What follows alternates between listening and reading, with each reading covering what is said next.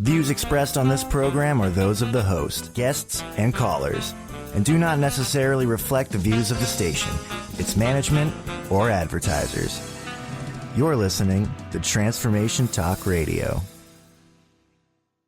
Hi, welcome. This is Dr. John DeMartini. This is one of the most amazing and inspiring shows that you can listen into. If you want to be on the seats, if you want to open up your heart, if you want to expand your mind, and you want to meet incredible people, stay tuned because you're just about to experience a transformative radio show that will change your life. And you're listening to the Dr. Pat Show that's coming up right next.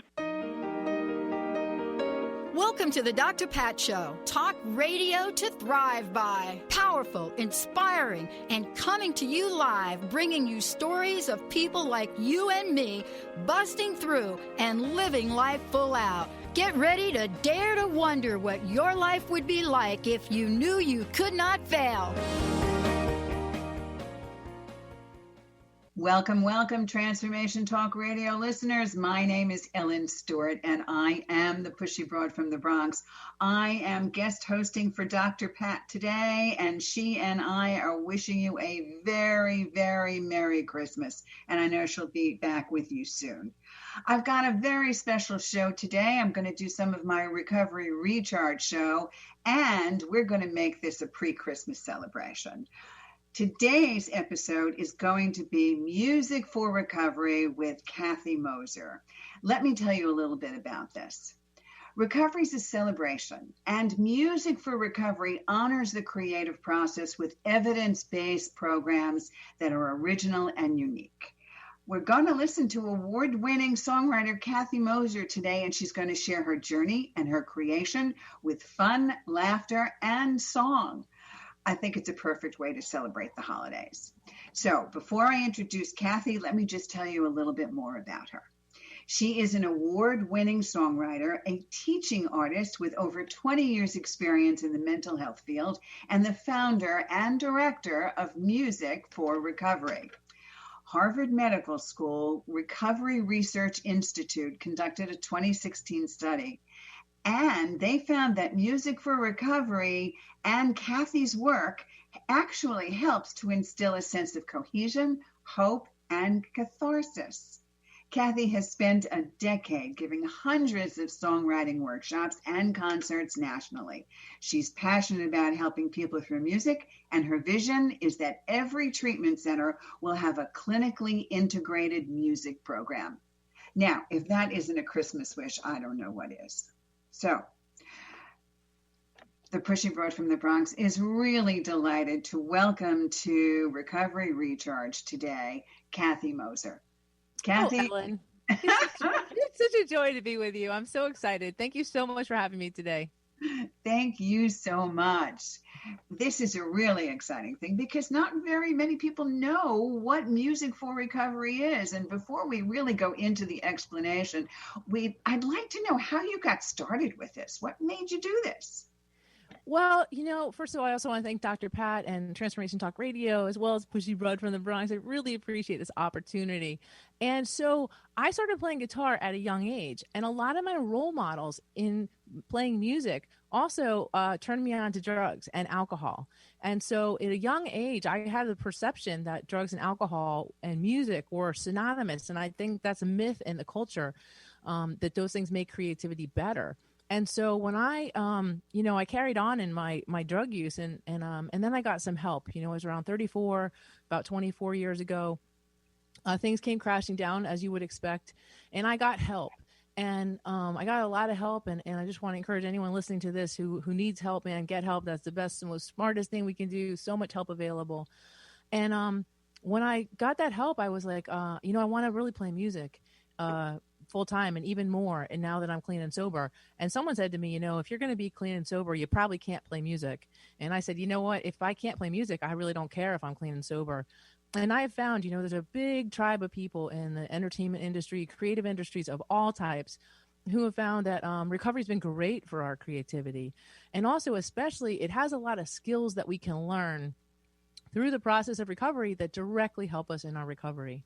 So I had the opportunity about 10 years ago to start doing some workshops at Alina Lodge here in New Jersey. And since then, I've helped clients write over 600 songs in treatment centers. centers, and they've been up on our SoundCloud. They've been streamed over 45,000 times. And I'm working with people to learn instruments, to do songwriting, performance, make music videos, make beats, dance, all different kinds of aspects of incorporating creativity into recovery. Wow, that's a mouthful, Kathy, certainly. And also it became a very personal experience for you. And I like the fact that you talk about the process as being gifts of the creative process. Can you talk to us a little bit about what that means? What kind of gifts are bestowed upon us? Well, first of all, recovery is such an amorphous process, right? It's so hard when you start to see how it's going to end up. Songwriting is exactly like that. You start with nothing, you take actions as a group in the directions that you want to go, and we get a song. So just letting a process unfold and learning to be patient and trust that process is a big gift out of the creative process. All kinds of people, like novelists, will tell you that their character has suddenly decided the plot will change, or a painter will say, this is the direction the painting wanted to go in. So being engaged in that process gives us also a hands-on opportunity. That's what I want to say too. Most people learn best by doing. And so, for example, if you wanted to learn to play a musical instrument, which I super encourage you to do because it's really fun. But one of the things you can learn there is that you can immediately be more successful if you give yourself the gift of slowing down. Slowing down when you play a musical instrument directly helps you be more successful. It's also a great tool for managing anxiety. Another thing that's a gift to the process is repetition. Learning that if we just allow ourselves the gift of trying something a bunch of times, that we can be successful at it. Many of us, because of our pride or low self-esteem, we try it once, we can't do it. What we learn in recovery is that there's a process that we can learn how to learn. Another gift of the creative process that I think directly relates to people in recovery is mistakes, right? Mistakes in art are often amazing and incredible. And science too, right? There's so many cool things to discover by mistake, like chocolate chip cookies, for example, x-rays, and also America. So learning that, you might have thought getting a DUI was a mistake. You might look back later and say it saved your life. Many people, when they what they feel like is a mistake, panic. And we try to teach people that when you make a mistake, look at it and go, are you a chocolate chip cookie? Because you might be, and working as a group. That's one of the favorite things that we do in our work is working as a group and helping people to become more cohesive, because people might not normally mix in recovery. And so they have to learn to work as a group. One of the things that we think sometimes is that if we're drinking or we're drugging, that's the only way we know how to have a good time. And once we stop doing that, we're afraid that we're not going to have a good time anymore. We don't know how to do that. So making music is, I guess, another gift of sober fun. Would you say that? 100%. Actually, we see that in our evaluations all the time. And I think it's really important that people in the recovery process find ways to have fun, because we tell them that they're going to be happy, joyous, and free. But actually, the recovery process is hard. It's painful. It's such an honorable thing to do, to face your pain and reality. But to allow yourself to find some ways to have fun. I also feel like the creative process brings us back to our inner child self, the kid that we were when we were 5, 6, 7, 8, when we were magic and we knew it. And even just learning how to be silly. Like we see in the evaluations all the time. People said, I didn't think I could have fun, clean, and sober. So it's definitely one of those things. And also, people don't realize how much music gives back, right? We think about what kind of message we give. So talk about the gift of service in recovery. Well, when we write songs in groups, we always tell the group, what if the song we're about to write cracks the door open for somebody else and helps them find recovery? There's so many people that have found like meaning and direction and guidance and feeling like they got a sign from the universe when they heard a particular song. It's their go-to song. So that's just another thing that we can be doing. And again, service is one of the gifts of recovery when we learn that we can give to others. But I love about creativity is you can use your creative gifts, do the thing you most love to do or are passionate about, and help other people. That's like the win-win. It is. And also sometimes we feel that when we're not doing well and we're in the throes of addiction, we never get to finish anything. Right? We go tumbling out all the time. But now in recovery, we learn that we have responsibilities, and that means finishing things. So talk about the gift of completion. I will. Thank you so much. I like to say just two things about gifts there. One is a gift of imperfection, because we have to allow ourselves to be imperfect. Things are never going to be finished. Even Sting says that songs are just abandoned in interesting places. And I also, just one quick story. I love the story of this painter. He goes to see his painting in the museum. He's like, oh no, it's not finished. He goes back the next day with his paintbrush and he gets arrested for touching up his painting because they didn't realize it was his. But allowing ourselves to finish things and just move them from the incomplete pile to the completed pile just frees up so much energy and starts to build self-esteem. And a lot of times, just like recovery, we are doing so much better than we think we are. And people will really, really appreciate it, even if you're like, but that one note could have been better. So it's both letting go of perfectionism and allowing yourself the gift of completion. Well, we're going to take a break. And when we come back, we're going to talk about some of the myths concerning music for recovery and what music does in the recovery process. But give us a quick thing, Kathy. Play us out to the break, okay? We wrote the song about living in the day. I don't remember exactly what day or time, yeah. The alcohol took over my mind, yeah. My body was shaking and I found it hard to think, yeah. And I couldn't go an hour without another drink. Oh, one day at a time, 24 hours, one day at a time, 24 hours.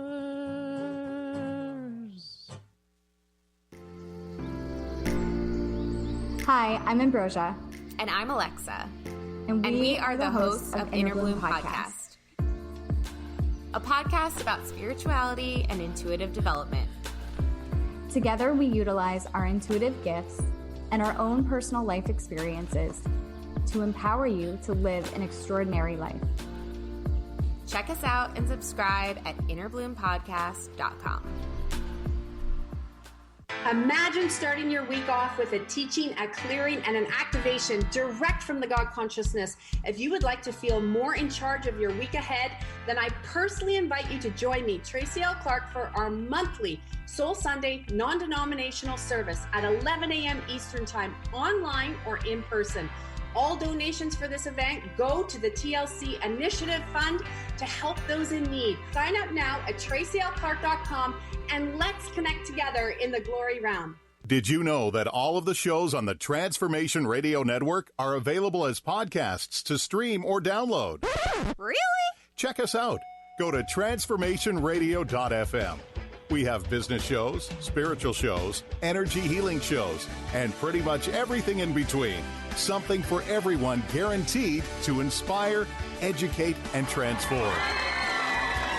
We are transforming the world, one listener at a time. Is your mind running the show with thoughts bouncing around your cranium like a jet-propelled ping pong ball? You can't focus or relax. Quieting your mind is key to having a sense of inner peace and to being able to access your inner wisdom. So how can you quiet that racing mind? Just breathe. Sit with eyes closed and breathe in slowly, filling your lungs to capacity. Then gently and fully exhale. Repeat 10 or more times. I assure you, at the end of this exercise, your mind will have slowed and your body relaxed. You'll be better able to access your inner wisdom, guiding your personal evolution to becoming your highest and best self. I'm Carrie Kadombi, and I'd love for you to join me on Transformation Talk Radio for my show, A Spirited Exchange.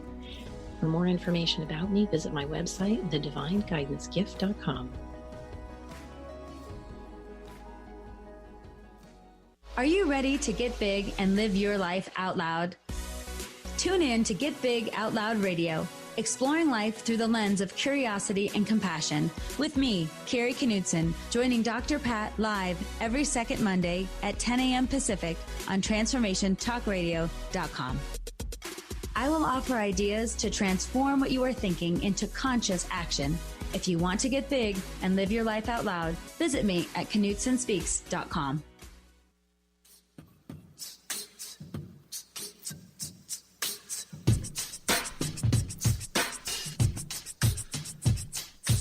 If I want to change,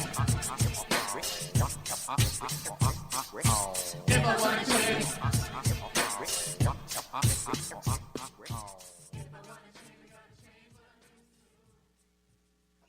If I want to change, I've got to change what I've got to do. And that's part of the Music for Recovery program with Kathy Moser. We are live on the Dr. Pat Show. This is Ellen Stewart filling in for Dr. Pat. I am the Pushy Broad from the Bronx, and we are talking to Kathy Moser about Music for Recovery. Kathy, let's talk about how music really helps recovery and why alcohol and drugs really impedes the creative process.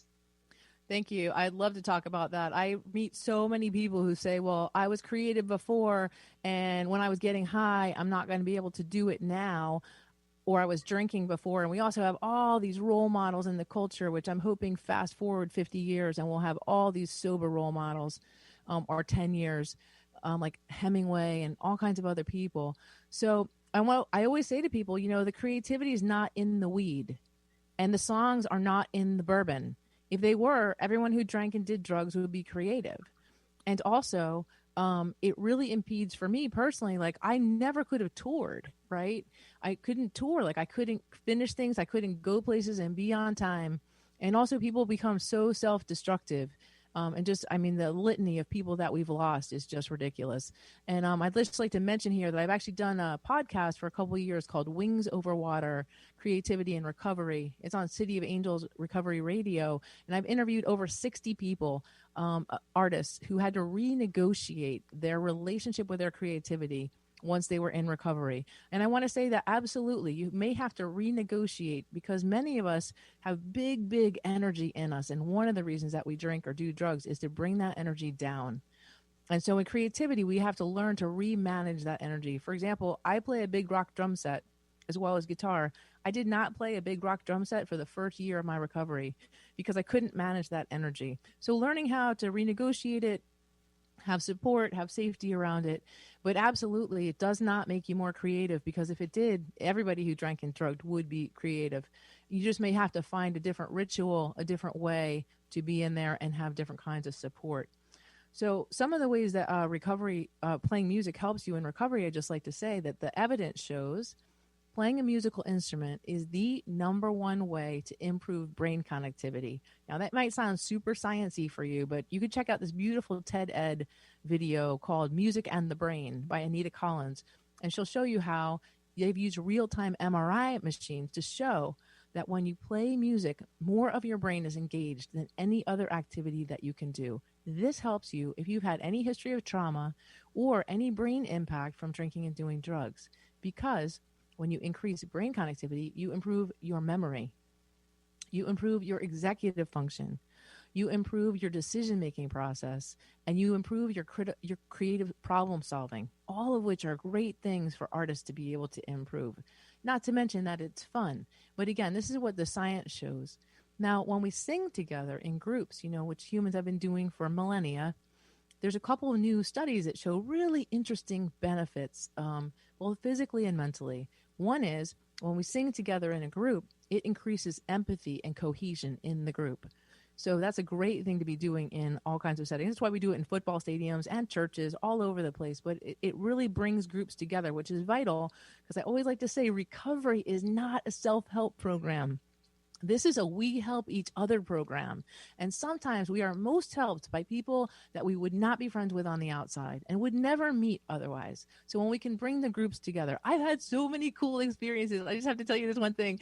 In the songwriting workshop, we've had so many women like in their 60, 65, 70-year-old start rapping. It's so cool. And then I've had like 20-somethings guy. We had one workshop where this like 20-something boy turned to this woman who was like in her 70s. And she goes, Mary, when we say like word, like this is the context. Here it is, word.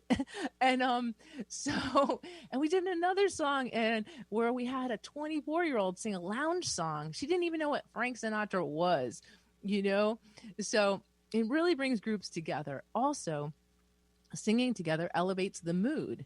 And interestingly, the newest studies show that when you sing together, it elevates the immune system. They did studies where they do antibody draw before and after singing together, and there's more antibodies in the blood after singing together for an hour. So those are some of the scientific reasons that playing music, making music, singing together is really helpful in recovery. And I have one more thing to say about that, if I might. So also, we've had so many experiences where people were able to say something in a song that they were not able to tell their therapist.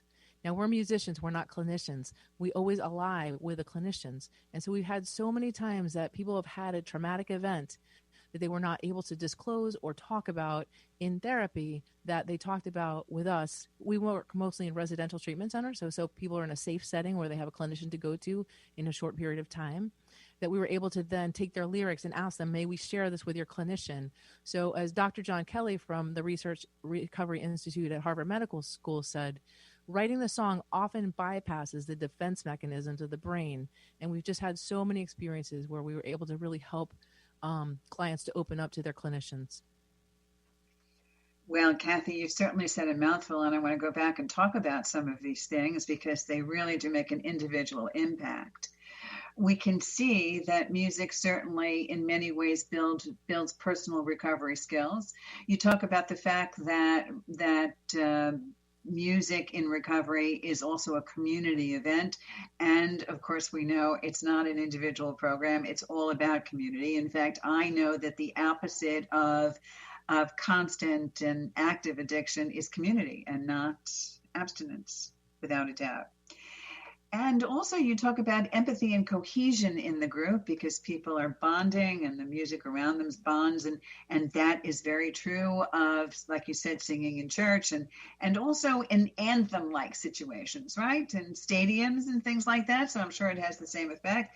And some of the most amazing things we found out today is that it elevates the immune system, which right now we can all use some of that. So maybe in this instance, we all should be singing more. Absolutely. Right? Absolutely. And also you said elevates the mood. And I'm wondering, based on all of this, how young were the kids that you've worked on? How little were they, in terms of age group? Do young kids benefit as well? Yes, young kids do benefit. The majority of our work has been with clients age, say, 14 and older. But yes, I did actually work in an adolescent unit for about 5 years. Yes, the young kids do absolutely. It's also a really good, not just for kids. I'm actually working right now in a Mommy and Me program, and we're writing songs to help kids manage their emotions by helping them learn to ask for help, to take a deep breath. So we wrote the song. I'll just sing a little bit. It was like, I know 5 ways to feel okay. Now we can all go and play. And then each one has a song, a little verse about breathing, the same way we learned the alphabet song, And you said anthem, and I want to say that too, is like that song 24 Hours that I just played. It's really helpful for people to get a positive hook in their head, to help them remember. Say if they're in detox or if they're in their first 30 days or if they're going through the holiday time and it's very challenging, just remember 24 hours, 1 day at a time, man. It's the only way to do it. Actually, you can't do it 2 days at a time. It's just not possible. But I really believe in the power of getting those positive mantras stuck in your head. Give us an example of a verse or two that you've put together in addition to what you've just done so we can get an idea of how it becomes a community event. Oh, cool. I will. So this one's called Fake It Till You Make It. And we always talk about the truth, right? Sometimes when we fake it till we make it, we're actually very agitated. So this is like fake it till you make it, agitated. Fake it till you make it, I'm frustrated. Fake it till you make it become something that's real. What? Fake it till you make it, agitated. Fake it till you make it, I'm frustrated. Fake it till you make it become something that's real. I can't tell you how many times we've gone back or into facilities or run into people again and they could turn to us and go like, fake it till you make it, agitated, fake it till you make it. Because songwriting is like only powerful. We always tell people when we're doing songwriting workshops, there's 3 things that matter in the songwriting process. Tell the truth. If you're not into it, tell us the truth about that poetically, And one of my favorite examples of that is we did a song on faith. at Wayside House in Florida. And this girl in the corner was like, I don't even know if I believe in faith right now, she said, because if there's a God, God let me down. And I was like, I don't even know if I believe in faith right now. If there's a God, God let me down. So when we tell the truth about how we feel, it's so powerful. So we tell the truth, we paint a picture, try to get an image, and then we don't suck. Super important that nobody's helped by songs that suck. So we try to always bring a really high level of artistic excellence. That's a motto. Nobody's helped by song that sucks. That's got to be it. Put that up. But you're right. Sometimes the most powerful lyrics come out of pain and come out of resistance. I hear you. So tell us a lot more about how this works. Okay, how do you put it together? Where do the songs come from? So when we do group songwriting, we write, rehearse, and record original songs in 2 hours, which is a little bit crazy and has worked over 600 times. So we go in, we talk about why we're doing this, the gifts of the process, that we're learning these skills of recovery, slowing down, repetition, working as a group, completion, and a couple more. And then we have the group pick a topic, and then we write on it just with 2 like open sentence stems. Like, for example, it's hard to have acceptance because... And then if I had acceptance then, what would happen then? How would it be different? And everybody writes on that for like 3 minutes. We find out what kind of music do people like. We create a music track either by playing instruments live or by using GarageBand, which is a app that has like 7,000 different kinds of musics in it. That was not a very good sentence, sorry. And then we do this magic thing that we have the music and we have the words, and nobody knows how the song goes yet because it hasn't been written yet. And I'll just tell you, we wrote this song called 15th Second Chance a while back at a treatment center where we knew a lot of people were coming back. And this one guy they call Shaky Dave said, his first line, it was like he said, here I am again. And again, I was like, great first line. And then when we got up, we said, we need someone to get up and sing this. And Shaky Dave had been like down in the corner with his head down, his arms on his knees, his head down the whole time. And he just said, I'll sing it. And he got up and was like Tom Waits, man. So we do this magic thing, which is exactly what recovery is. We always tell people, like, recovery is we show up with nothing and we take actions as a group. And usually in the first hour of the songwriting workshop, we have some song being born. We call ourselves the midwives, not the mothers of the song. And we'll say, look, man, we walked in here at 11 o'clock. There was no song, right? We took all these actions together. It's 12 o'clock. There's a song. You probably didn't think there was going to be one. And you probably didn't think you were going to love it as much as you do. But imagine what we can do together in 30 days, 90 days, a year by taking actions together as a group. So and then we have people get up. We love introverts. I just like to say this briefly. There is no direct correlation between being extroverted and being smart or talented. So many introverts have so much to offer. And so we always do things one at a time. Everyone can pass or they can pin, and I take what people are doing, and if it's not already in rhyme form or song form, we put it into song form, and then we get the group together and we sing it and record it. I also have a degree in audio engineering from NYU, and so I do a lot of post-production as well. I'll take stuff and edit it and make it sound even better. And then we put it up on SoundCloud and people can play it. If you go on SoundCloud, Music for Recovery, we'll see we have over 600 songs, and we just broke 45,000 plays of people post-treatment playing their songs. Sometimes people go back years later. So remind us again where we can find you. You can find me on our website, musicforrecovery.com, and for is spelled F-O-R, musicforrecovery.com. We're on Facebook, also musicforrecovery.com. We're on SoundCloud. We're on, what else is there? We're on Instagram.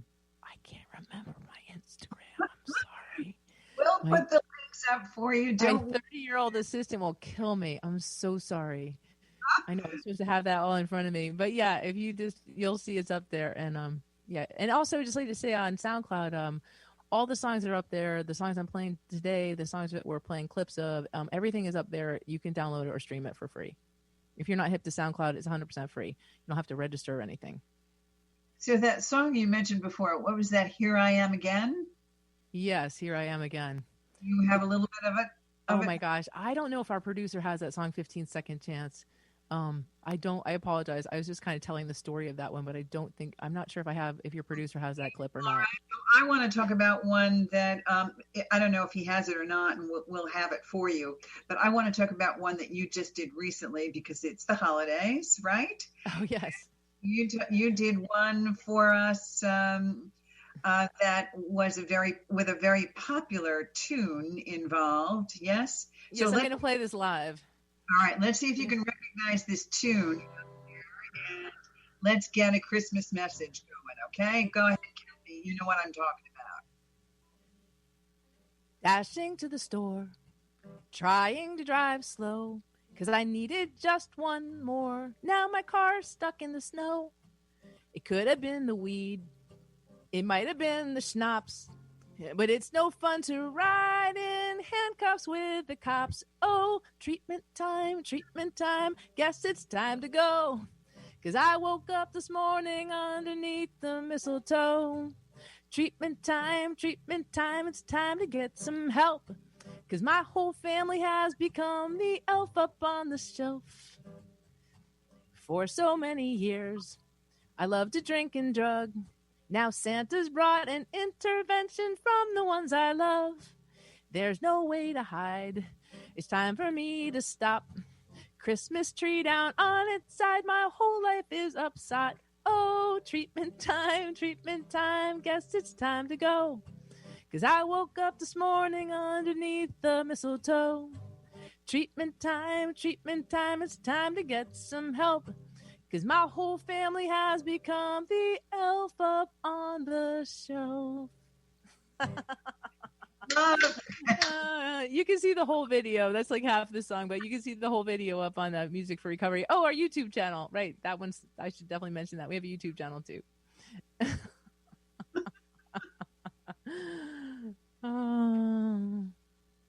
So tell us a little bit about who hires you and what you do. Oh, sure. So we work for treatment centers all over the country. We've worked for Karen, Father Martin's Ashley, Alina Lodge, Gosnold on Cape Cod. In New Jersey, we currently work for Hackensack Meridian Health, Summit Oaks Hospital, the Center for Great Expectations. And for the last 5 years, we also had a banging music program for Daytop, New Jersey, with like a really beautiful studio we created for them. So we do a couple of things. We do the songwriting workshops, as I mentioned. We also do a concert where we talk about the landscape of early recovery, what you're going to encounter in that landscape emotionally, and tools you can use for staying clean and sober and getting through those emotions. And when we do that, we bring in a nice little sound system and people get up and sing with us. They always think they're not going to, but they always do. And that's one of the places people have way more fun than they're expecting to have. We also install music instrument equipment into treatment centers, iPads, ukuleles, keyboards, with learning systems, guitars, drum sets, DJ systems, is helping people do beat making, songwriting, and learning instruments, accommodating all different learning styles, visual, auditory, kinetic, different kinds of learners. And then we also partner with clinicians and help design clinical programming or help design music programming that matches their existing clinical programming to integrate into what they're already doing. And what does it look like in 2021? Are some things changing? How are you expanding? What's going on? Well, one thing we're doing in terms of pandemic programming is we're actually doing remote individual recovery music lessons online. So if you wanted to learn guitar, keyboards, vocals, songwriting, ukulele, you should definitely check out the ukulele if you want an easy fun in, and really practice your recovery skills, managing anxiety, slowing down, becoming gradually better at something, and performance. I have to just say I'm passionate about teaching performance to people in recovery. I was just doing that yesterday at the Center for Great Expectations, and there's so much to learn in that. Tell me what exactly that means. What do you mean by performance? So many people have a lot of anxiety about performing, even public speaking of any kind. And in recovery, it's really, really important to be able to speak up for yourself in a balanced, assertive way, and to learn to be comfortable to carry yourself in the world with, grace and power and dignity. So in performance, a lot of times people just are doing simple things that are not serving them, like lack of eye contact, bad posture, like curled over so they can't breathe. Also, especially not knowing how to prepare to perform. This is so helpful. I was working with a client yesterday, and the song she chose, which is called I Love Me by Demi Lovato, it has a very tricky but cool chorus. And she's like, I can't do this. I can't do this. And we just stopped and we just had her speak the chorus. She just spoke it. When in training, we call this is, by the way, this is what musicians do. It's not because you're not good at it. This is how it's done. And so many people don't know that. They don't know the hours and hours and hours of practice and support. So we just had her speak the chorus a couple times. Just get the words in your mouth. And then we had notice where to breathe. And then we sang it slowly. And then we sang it with the track 4 times. And then we went back and did the whole song. And you know what happened so much of the time? Because we worked on that one little section. I say it's like a hoodie where the zipper doesn't start at the beginning. But once you get the zipper going, that first 2 inches, then it just goes. She sang the whole song better just because we practiced the chorus. And so then she knows how to go from not being able to do something to being able to do it. And that's a repeatable process. I'm going to slow it down. I'm going to break it down. I'm going to do it a bunch of times. Those are the tools that we need to learn in recovery. Patience with ourselves, tolerance with ourselves, right? I need to tolerate my behavior and not to pick myself up and walk away and say, I can't do this. It's done, right? And that's a perfect example of that. All right. Marvelous. Yeah, I just wrote a mantra for another student because she's really working on the self-love, and it's I love myself, not perfection. I'm headed in the right direction. You know, those little mantras about absolutely. Actually, I have a student who said she'd been working on self-love with her therapist for a year and never really understood how to do that until she started playing guitar. Because when you play an instrument, you're going to suck your way to greatness. That's how it's going to go. You know, you just have to like love yourself while you're terrible. And if you're a musician, like once you master something else that you cannot do becomes interesting. You know, and then you go and stuck over there, you know? And so loving yourself while you do it is just vital. And that changes everything, because many of us use because we hate ourselves, which is silly. There's another t-shirt, suck your way to greatness. I love that. Okay, that could be misconstrued. I know I definitely need to find a different way to say that, but sorry, I'm sometimes excessively direct. So now that I understand everything, so you get in a room with all these kids and all these adults, and then tell me what happens. How do you get from where that is to the actual song? Break it down for us a little bit. People just come out with different phrases. How does that work? Oh, no. So everyone answers those 2 questions, like say back to acceptance. It's hard to have acceptance because, and if I had acceptance then. Everybody writes on that. And then everybody shares what they did, what they wrote. And we have a projector or it's on an LED screen and we type all that up so everyone can see it in front of them. And then I what I call chiropractic or midwife it into song form. Myself and members of my team. I have 2 other team members, Alice Leon and Angela Yap. And together we kind of take it and, you know, try to put it into some song form. Here's the cool thing about songwriting. Why it's like recovery. In songwriting, we start with the obvious place. We start with the obvious, most easy spot to start. We don't start at the impressive place, the complicated place. We just start at the obvious spot. And a lot of times that will be the hook. The hook will kind of announce itself. Like here's the main idea of the song, and it's in a simple like four lines or something. All right, give us another example of that. Okay. I'm open to letting go. I'm open to go with the flow. I'm open, let go of the wheel. I'm going to take a chance and tell you how I feel. Real clean and simple and right to the point, and you can get the message right away. Right. And people leave those concerts going, I'm open to letting go. I also like to say a lot of people come to our concerts. They've never been to a concert sober. You know, and people will say like music going to concerts is better, clean and sober. I tell you what, one of the people I help in recovery, there's a lot of big concerts. She never got out of the parking lot. She never got in the venue, right? Because she was like drinking up a storm in the parking lot and never even got to the concert. I've met people in recovery that saw the Beatles in a blackout. I've met people that saw Led Zeppelin in a blackout. How stupid is that? You know? Music's totally better when you're clean and sober because you're present for it, you know? I remember those days. I really do. I hear you. I've never gotten to the blackout stage, but I remember thinking that music sounded much, much better if I was high. And then I finally saw Elton John clean and sober and said, whoa, this is way better clean and sober. I get it.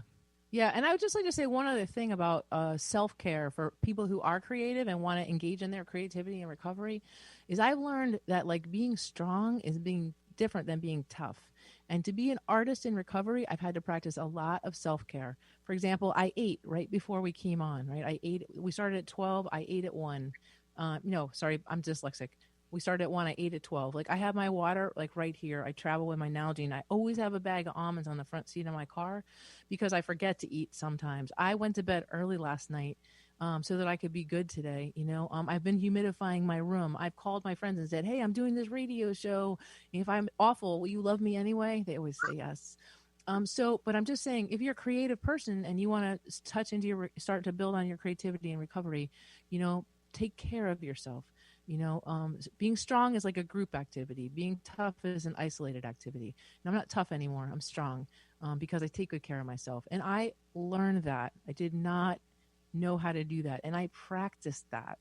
I cannot tell you how many times in early recovery I'd call someone in the morning, like I'd have 5 cups of coffee and a nervous breakdown on a regular. And I'd call them and go, I can't do this. And they'd be like, did you eat? I'm like, I don't think so. They're like, eat and call me back. Click. You know? Protein, carbohydrate, right? And not Twinkies are not breakfast. I had to be taught that, you know, go to bed at the same time every night and turn out the light. Because I would go to bed, but I'd read until 3 a.m. So in order to take care of my recovery and my creativity and recovery, I've had to learn to really take care of myself. And that's kind of a double gift. It certainly is. And people don't understand that the more creative you are, the more you're taking care of yourself. Because otherwise the creativity gets closed. You're not allowing yourself to be more open and feeling more things in the right way. And it certainly is a process. It doesn't just happen. You're absolutely right about that. I think we're going to take a short break. So why don't you play us out, Kathy, with another song? Okay. My strength is walking through this door. My hope is what I'm striving for. With every baby step I take, I stand a little taller, I dig a little deeper and grow a little stronger. Okay, we'll be right back. Tune into 3 Things I've Learned with Susan Dolce every first and third Tuesday of the month at noon Pacific, 3 o'clock Eastern on Transformation Talk Radio. Join Susan and her guests as they share the stories that shift our souls about radical transformations, courageous breakthroughs, and life lessons. 3 Things I've Learned with Susan Dolce. For more information, go to transformationtalkradio.com or visit Susan's website at susandolce.com. Are you ready to shift your current beliefs about death? From debilitating pain and loss? Follow Angie Corbett Kuiper as she shares that through choice, present moment awareness, and keeping an open mind. Anything is possible, even in death. Tune in to Beyond Proof Radio with Angie, redefining death and loss, every first Wednesday at 12 p.m. Pacific on TransformationTalkRadio.com. For more, visit BeyondProof.com. Imagine you are a ball of steel, smooth, small, and cool to the touch. Your life will soften you with fire. You will take hits that shape you. You will be forged into a powerful, purposeful work of art. Tune in to Forging a Life with Coach Christine Clark, joining Dr. Pat Basile in a 3-part series, Truths in the Creation of Katana, on TransformationTalkRadio.com. Christine Clark, a gifted, engaging speaker and trainer who has forged her life in the fires of self-employment, will take you on a journey to exploring the internal, mental, and emotional blocks that stand between us and a life of significance through an analogy of the process of crafting a traditional Japanese sword, or katana. For more information about Christine, visit sunglowtransformation.com. Conscious Confidence Radio, a timeless wisdom with Sarah Main. Tune in each month on Transformation Talk Radio and join Sarah on an adventurous journey to the deeper level of meaning to move beyond today's world of constant change, confusion, and uncertainty beyond the shadow of fear. This hit show explores key concepts such as confidence, values, and attitude in a dynamic way. To learn more about Sarah and her work, visit sarahmain.com. Join the new earth on the Cornelia Stephanie Show. Tune in each month as Cornelia takes listeners on an odyssey of higher consciousness to inspire, educate, and empower. Cornelia Stephanie is a spiritual teacher, passionate speaker, published author, and founder of the Empower Network. Cornelia guides people on the path of self-healing, peace, and liberation. For more information, go to corneliastephanie.com. If I wanna change, I gotta change what I'm used to. If I wanna change, I gotta change what I'm used to.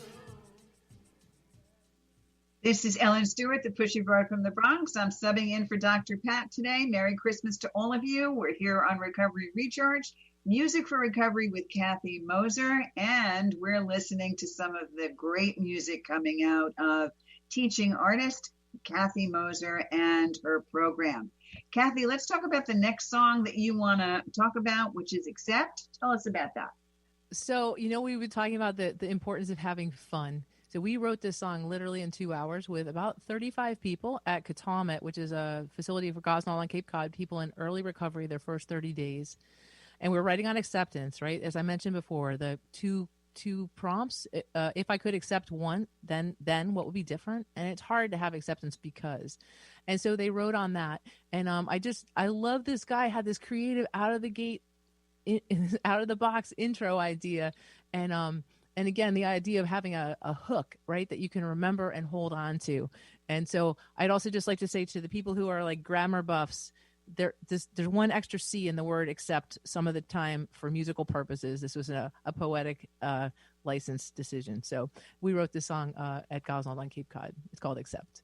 This is Flashback Chat, coming at you live from Radio Rehab, WACC EPT, the newest release from Band-Aids and the DTs. ACCCEPT, acceptance is really hard for me. The bridges that you burned were just a test. Acceptance is the bridge to the next.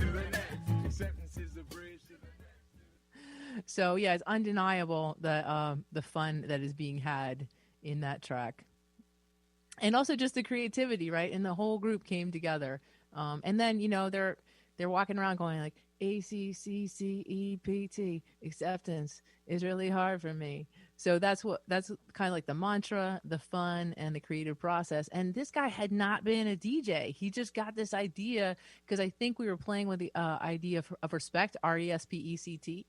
Yes. And that's how we ended up with that. And he's like, coming to you alive from Radio Rehab. The newest release from Band-Aids and the DTs. I was like, oh my God, dude, you're like 4 days clean and you're crushing it.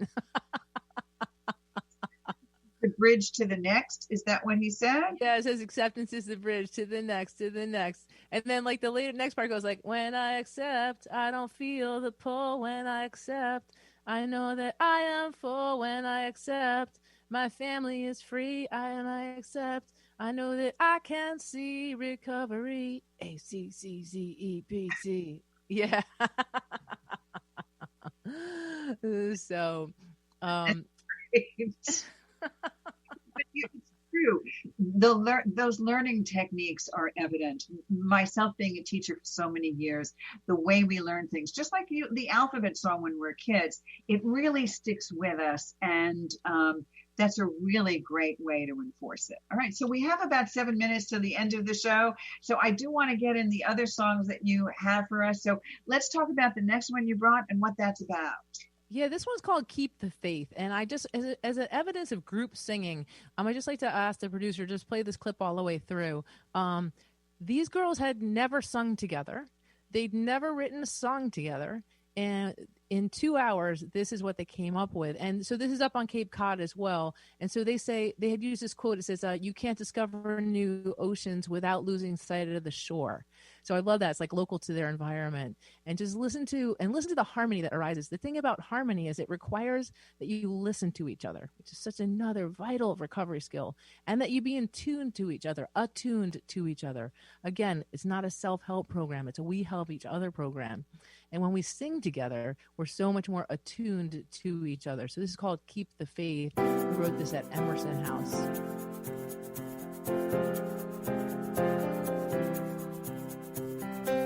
You can't discover new oceans without losing sight of the shore. Faith is growing where nothing ever grew before. Trust is really tricky. Hope is coming slow.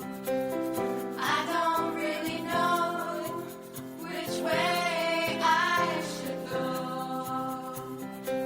Just keep the faith, just keep the faith. Trust your wings and soar. You can grow the seed of hope into something so much more.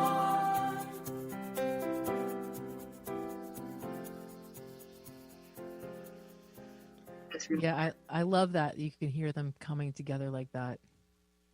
Really, really pretty. And you're absolutely right. It sounds like something almost spiritual that they put together. Oh, it's absolutely spiritual. I mean, if people working together to help each other get better seems like a really good definition of spiritual to me.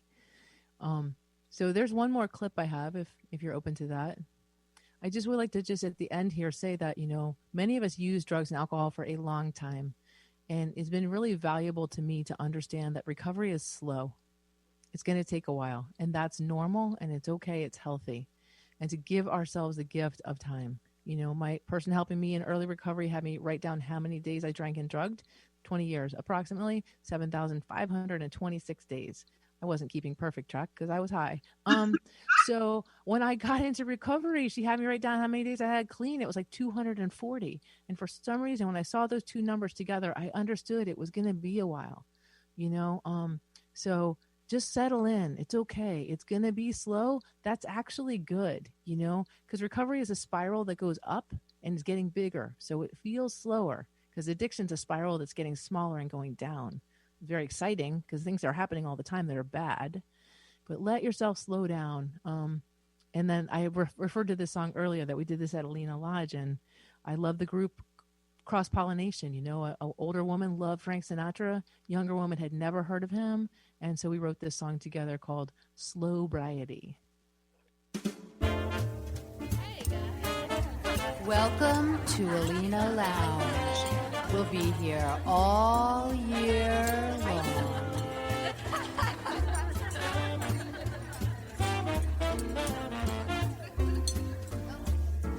Only way from point A to point B, process of sobriety. Sobriety is the only way from point A to point B. Sobriety.